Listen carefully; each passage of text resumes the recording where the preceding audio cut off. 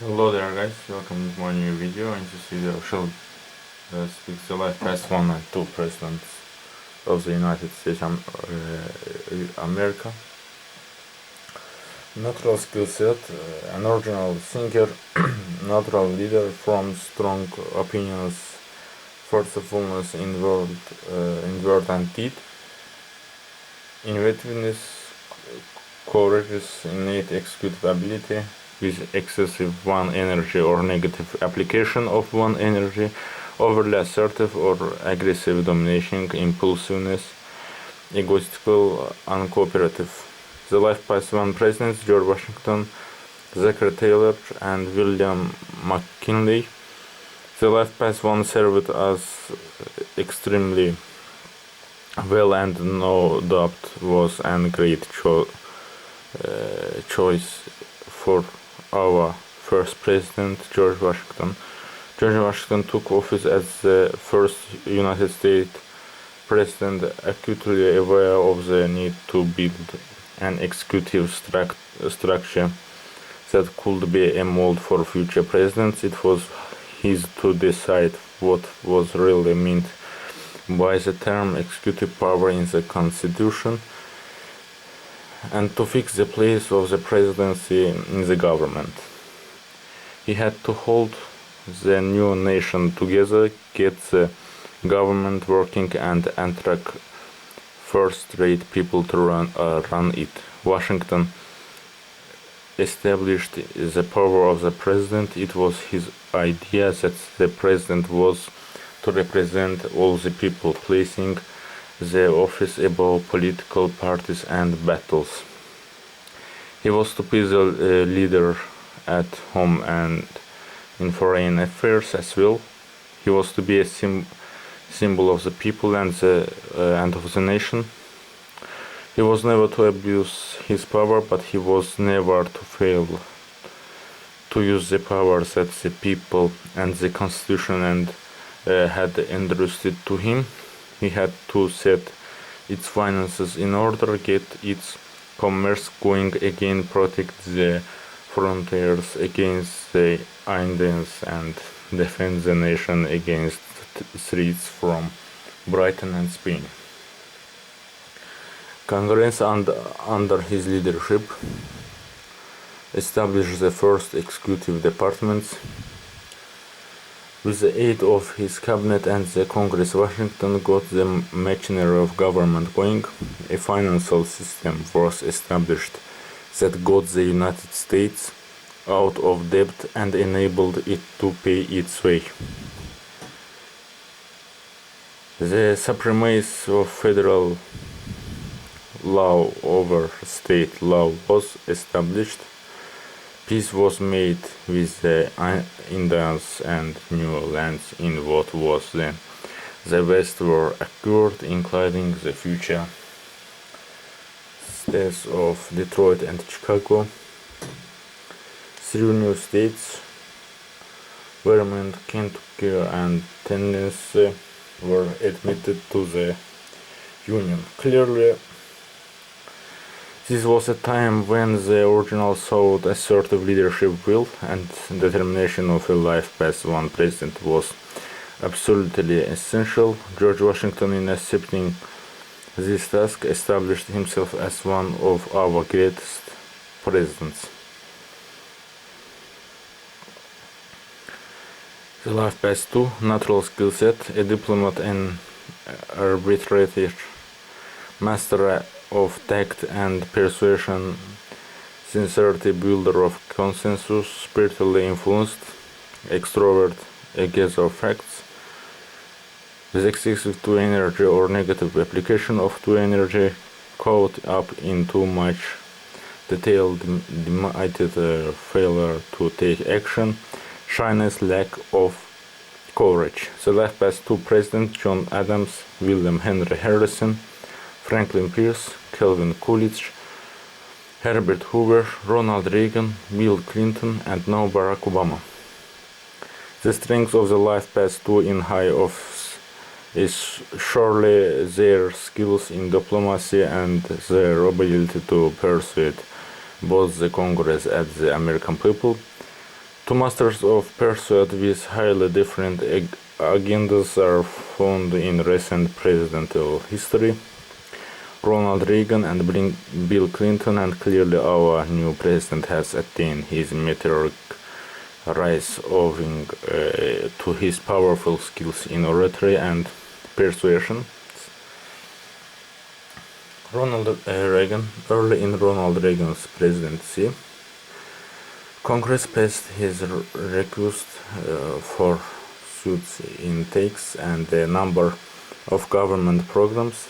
He also won increased funds for defense, but increased defense spending and tax could have led to a record budget deficit. Democrats attacked Reagan for cutting social welfare programs and called for reduced defense spending and a tax increase in order to lower the deficit. In 1983, Reagan sent United States Marines to Lebanon as part of peacekeeping force. The Marines were recalled in 1984 after some 240 had been killed in a terrorist attack. Reagan also sent United States troops to Grenada in 1983 to prevent what the administration saw as a Cuban attempt to take over the Caribbean island nation. The president denounced the left-wing Sandinista government of Nicaragua as a threat to peace in Central America, and he repeatedly sought military and aid for anti-Sandinista guerrillas known as Contras. The Iran Contra affair brought embarrassing to the administration. Congressional hearings in 1987 revealed that President aides had acted illegally by selling weapons to Iran and diverting the money to Nicaraguan rebels. His call for extensive change in the federal income tax laws helped bring about passage of the Tax Reform Act of 1986. A stock market crash in 1987 led to a new bill to balance the federal budget become law, but the huge deficit continued to trouble the government. Reagan ordered the bombing of military targets in Libya in 1986 in retaliation for its role in international terrorism. His policy of reflagging Kuwait oil tankers and proving them with a United States naval escort in the Persian Gulf led to clash with Iran in 1987. The president's greatest diplomatic achievement was the 1987 treaty with the Soviet Union banning intermediate-range nuclear forces, approved by the Senate in 1988. Reagan's skill in persuasion led the nation toward a far more conservative brand of government. Indeed, his leadership made the mold for the conservative movement in national politics and has been the model for the two Republican leaders since his presidency. His Dutch determination to expand the military might of the United States is often credited as being the action that resulted in the breakup of the Soviet Union.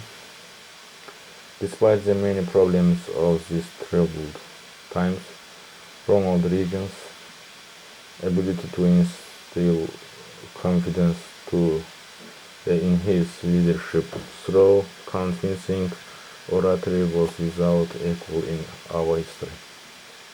Bill Clinton, early in his presidency, Clinton called for nearly $500 billion $500 billion tax increases and spending cuts. Congress narrowly approved. Clinton also won approval for the North American Free Trade Agreement with Canada and Mexico.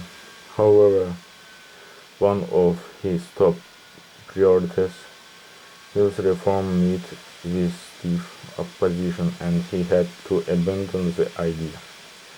Clinton was plagued with allegations of misconduct prior to his election as president.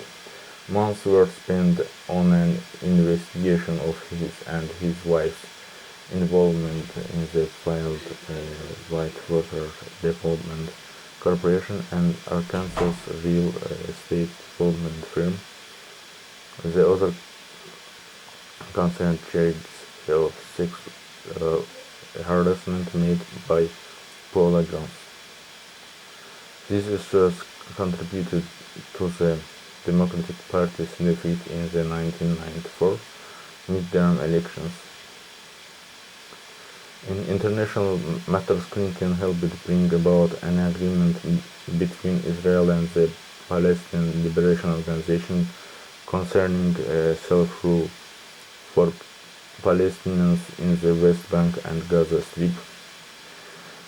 And in the Balkans, he sent 20,000 American troops to serve as part of an international peacekeeping force. In his second term, his first major accomplishment was reaching an agreement with the Republican-controlled Congress on a plan to achieve a balanced budget. Despite tax cuts worth $95 billion, the plan also trimmed $263 billion from federal expenditures. Meanwhile, the number of people receiving welfare dropped, in part because of the welfare reform law Clinton passed through Congress in 1996. Seeking to ease racial tensions, Clinton in 1997 launched a year-long campaign of town hall meetings and conferences. He called for reconciliation between the race, defended affirmative action, and pointed out that by the end of the next half-century, there would no longer be a majority race in America.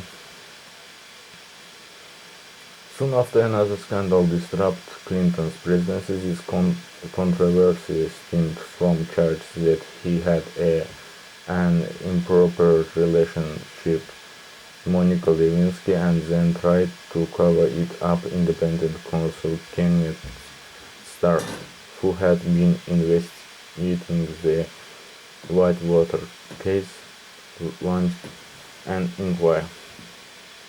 His probe focused on whether Clinton had committed perjury by denying the affair with Lewinsky in a sworn deposition in the Paula Jones case, and also whether Clinton had tried to get Lewinsky to lie in her own sworn statement in the Paula Jones lawsuit. At first, Clinton denied the charges, but when Lewinsky confirmed the affair in testimony before a grand jury, he was forced to admit he had not told the truth. Starr, meanwhile, issued a report contending that the president's actions could be grounds for impeachment. Clinton was impeached by the House of Representatives on charges of perjury and obstruction of justice. After a trial in the Senate, the president was accused on both the impeachment and perjury charges. Despite these difficulties, Clinton was able to reach an agreement with Congress on a program designed to bolster the social security system in the long run. In 2000, the Clintons were cleared of any wrongdoing in the Whitewater matter. Clinton's scandals at home did not prevent him from playing an active role abroad. He persuaded Russian President Boris Yeltsin to accept the expansion of NATO by admitting some former Soviet bloc countries as members. Following terrorist bombings of United States bases in neighbor Kenya and Dar es Salaam, Tanzania, Clinton unleashed retaliatory strikes at terrorist sites in Afghanistan and Sudan. He also ordered the bombing of Iraq when Iraq refused to allow the UN to inspect its weapons facilities. He helped negotiate a Middle East pact between Israeli and Palestinian leaders. Israel agreed to withdraw its troops from land claimed by the Palestinians in return for a promise to stop terrorism against Israel. Soon after his impeachment trial ended, Clinton set in motion the biggest military operation of his presidency, joining other NATO countries in a massive bombing campaign against Yugoslavia. The aim was to force Yugoslavian President Slobodan Milosevic to stop attacks on ethnic Albanians in the province of Kosovo. After 10 weeks of bombing, Milosevic agreed to withdraw his force from Kosovo and Clinton claimed victory. The United States did not lose a single soldier in combat. In the last year of his presidency, Clinton made yet another effort to ease Middle East tension at a summit meeting at Camp David. Israeli Prime Minister Ehud Barak and Palestinian leader Yasser Arafat failed to reach an agreement on the establishment of a Palestinian state. Clearly, this ultimate diplomat set the bar high in foreign affairs. He is a classic good example for the two life paths. Sadly, he suffered in the ranking owing to his last place finish in moral outrage, which he clearly earned. Barack Obama from his first day in office, Barack Obama faced challenges of a magnitude equaled only by Washington, Lincoln, Wilson, and Franklin Roosevelt. Our nation is in a major recession, and for some parts of the country, depression. The budget deficit is out of control, and the national debt has become a national discourse. For years, we have been engaged in two wars, and our image and reputation around the world has been battered in 8 years of the Bush administration. The country also faces huge challenges in health care, energy independence, education, and global warming. If Mr. Obama can guide the nation through this minefield of problems, his future ranking will surely be amongst the highest Europe, a truly big if. At any rate, the life path to the diplomat seems to be the ideal life path number for the modern era United States presidents. And so there, guys, we shall continue the life path numbers of United States presidents in the next video. See you there, guys, in the next video. Thanks for your attention.